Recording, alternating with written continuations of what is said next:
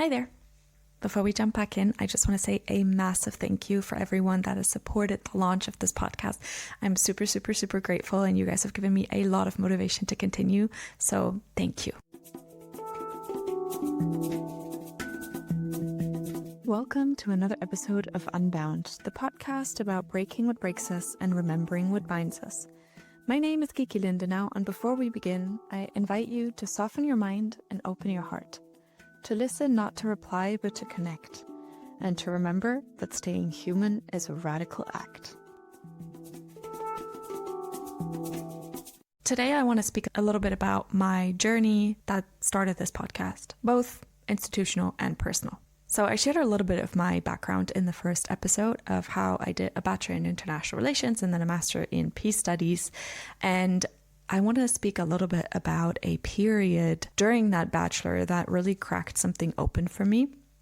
And that is in my last semester of the bachelor, we had to choose a core module in which we would write a thesis. And I chose the politics of decolonization. And that cracked something open in me.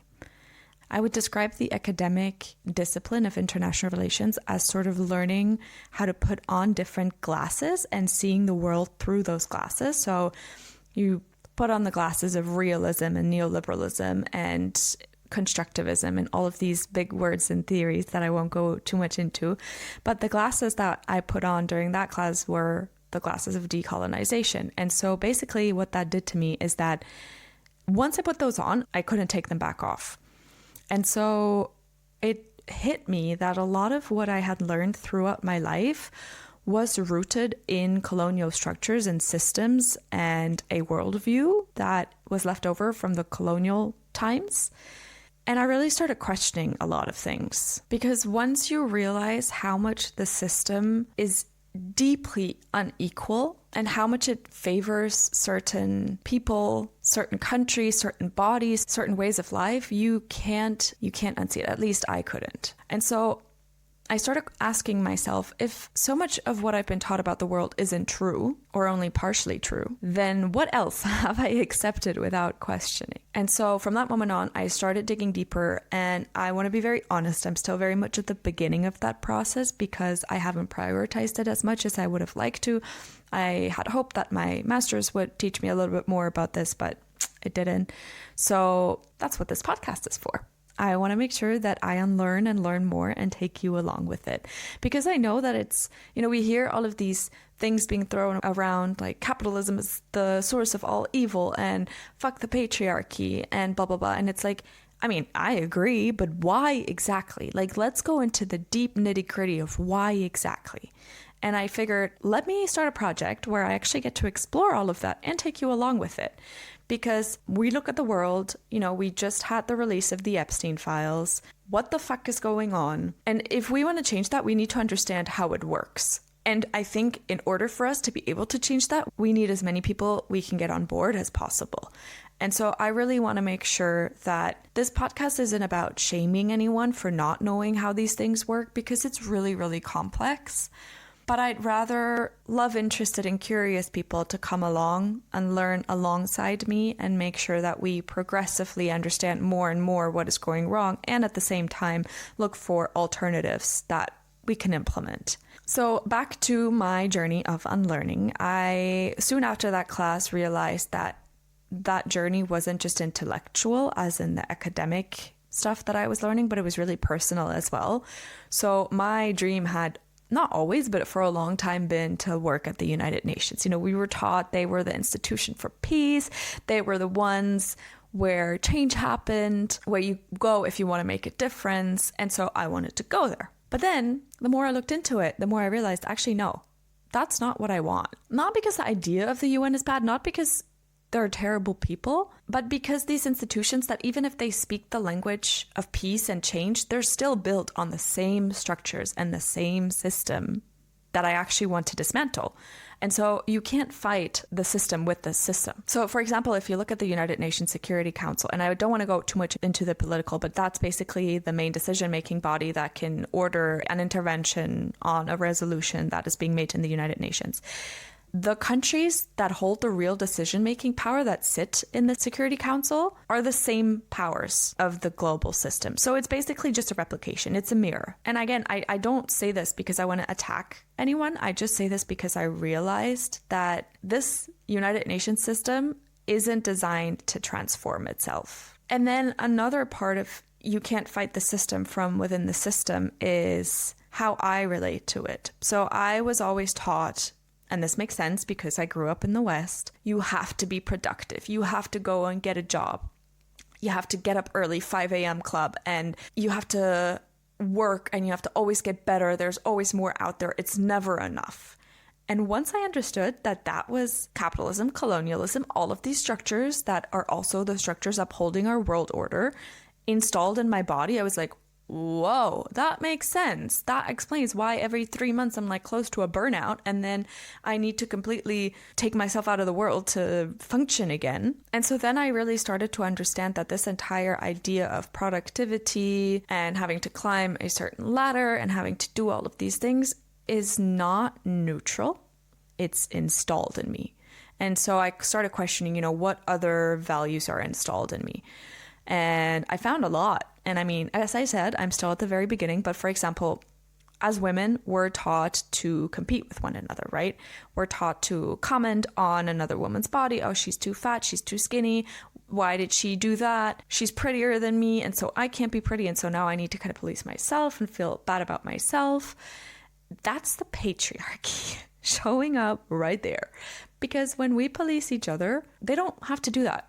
They can just put out a rule framework that we should follow, and then we police each other. And so a lot of these thoughts are installed in me and probably also in you and a lot of us.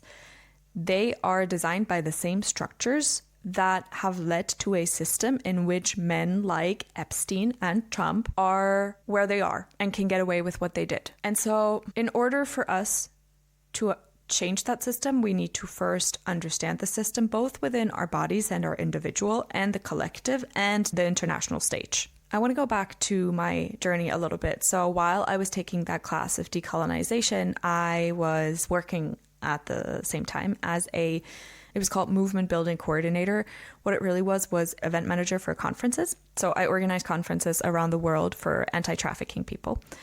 And the center of those conferences was usually survivor involvement. So letting the people who were actually affected by this crime speak for themselves and make the suggestions needed to transform the sector and to essentially tackle the crime. And that taught me something really, really, really important.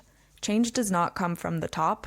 It comes from the bottom. It comes from listening. It comes from proximity, from lived experience. And so that changed my entire worldview and how I define success. And then I had sort of an identity crisis where I couldn't really let go of that person that I was told to be. And this productivity issue and worth issue is like deeply, deeply installed in myself. But I don't want it anymore. It's exhausting. And if I want to change the world, I need to change it within myself as well, right?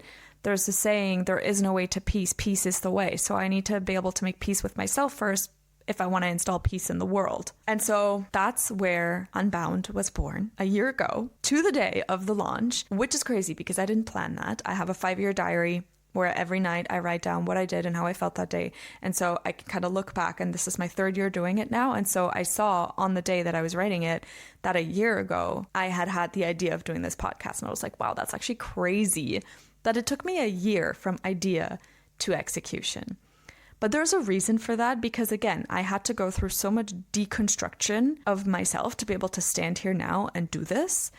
And it has been such a rewarding journey already. And I'm so excited to keep going and to actually learn more and speak with people who have great ideas and who have great knowledge and who can teach us all to deconstruct these ideas in our minds for ourselves and to also deconstruct them for the world so that we can start building a new system from a place of love and understanding and empathy. Because that's really what Unbound is. I think if we collectively come together with all of our different solutions and all of our different perspectives, we can really build something great here. And this is sort of the last puzzle piece, was a realization of how individualized we think. And again, this has to do with the structure that the system is built in.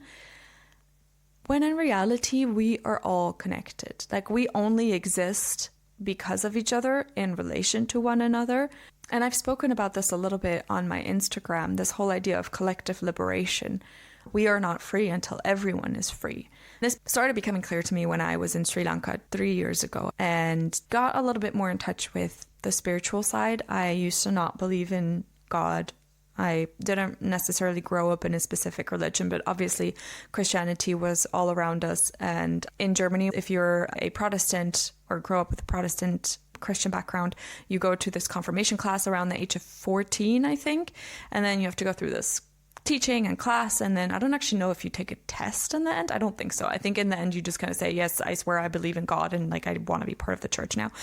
And the pastor that I had, he was teaching us about all of these wonders and like how I think Jesus walked on water. And then in the same breath, he was saying how people can't love who they want to love. And I was like, you're telling me that people can walk on water, but they can't love who they want to love? So I really distanced myself from the entire religious thing. I was like, there's no God. If there was a God, how would he be letting us do these things? Also, just a little side note, why is God a man? Women are the creators of life. Why is he a white man? Anyways, I'm getting too deep into it. And in Sri Lanka, I was sort of reconnected with the greater realm of things, the spirit, the universe, the source, God, whatever you want to call it. And that shifted a lot in me in the way that I think, because it made me realize how everything is connected, how I'm not special. I'm just part of this entire big thing, and I have a duty and a responsibility to play my part. And so I started really digging deep into what do I actually like? What do I want to do? Not what am I supposed to do? Thinking I should go to the UN and have this big career and have all of these big jobs. Like I don't even want to do that. I want to have a job where I feel centered, where I have a local impact, where I can speak with inspiring people, where I feel calm, where my nervous system is regulated, where I wake up and I'm excited to work, where work feels like play. And that is how Unbound was born. So I don't have it all figured out. I'm still learning. I'm still unlearning. But I know that I don't want to continue living a life around the systems that disconnect us from ourselves and from each other. I want to find a different way. So if you are on the same page, if you're feeling tired, if you're looking at the world at the moment, and I hope you are, and realizing it can't continue like this, but like, I don't know where to start. It's too complicated. It's too much. It feels too big. It's too powerful. I understand. I get you so much. And yes, sometimes I feel like that as well, but there is power in numbers. There is power in understanding. There is power in listening to different perspectives and taking them in. You're not alone. So if you're in this phase of your life as well, you might find a little bit of hope here. My hope is also that I can help you learn and understand more why the things are the way that they are, and then come up with new creative solutions and actually speak about how we can implement them and help you decolonize your body, help you break free from the patriarchy and live a life that is more aligned and more peaceful. I hope this podcast will be the place where we sit through this together and understand together. Thank you for being here.